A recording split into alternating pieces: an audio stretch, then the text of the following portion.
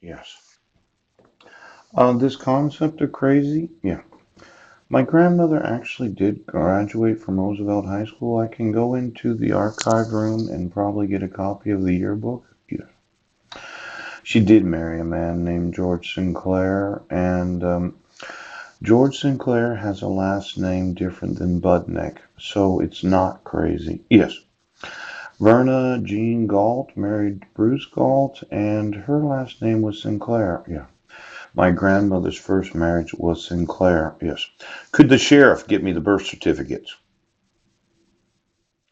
Now, I'm feeling more and more like this concept of refusing to acknowledge the actual laws of the United States is so that you can enrich yourselves at my expense because it's my inheritance. See, Edward Budnick had one child, Paul Douglas Budnick. And Clara and Edward actually did marry each other. And I'm the only grandson, and that means I'm the only great grandson of Elmer and Verna Holz's estate on O'Brien Road. Yeah.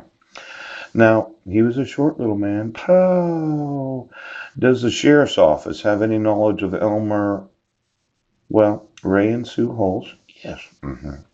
Ray recently passed away in 2015. Yeah.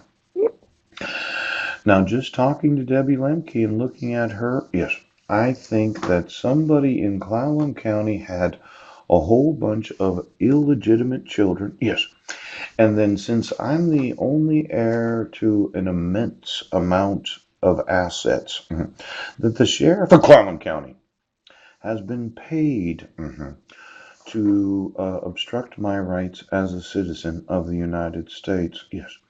Now, when you issued this protection order in 2015, right, Commissioner Brent Basden, there was no attempt of service. From June 12th, yes. 40 days later, you had a court hearing when the RCW say that you can do 14 days. Yes. Now, I put this in green. There's a U.S. code. Yes. 28 U.S. code 1927. Yeah.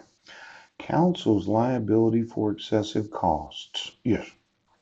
Now, I would say that when you arrested me for the allegation of violating the protection order that you issued on July 31st of 2015, yeah, where the petitioner didn't sign it, I wasn't given any due process, right? I didn't have an arrest record, yes.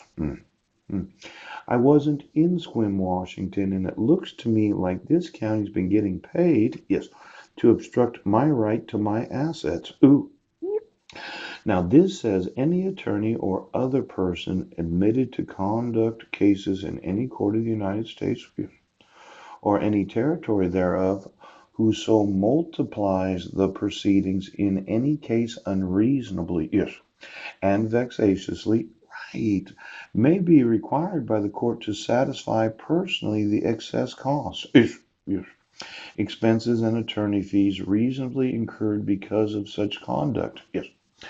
Now, I was wanting to sue those that have been conducting these court cases, Judge Porter, Judge Kogenauer, yeah, Melly, Kniebs, Rohr.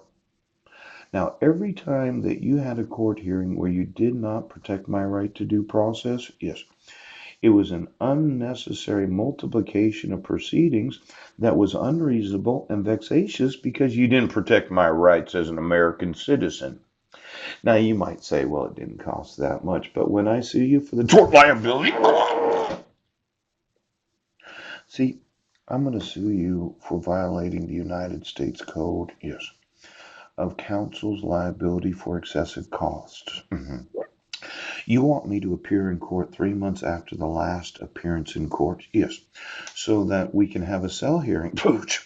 Now, I'm going to tell you, Judge Landis, I'm going to sue you for excessive bail of $500,100. Yes. And then I'm going to sue you for putting me on the fucking docket 3 months after I last appeared in court.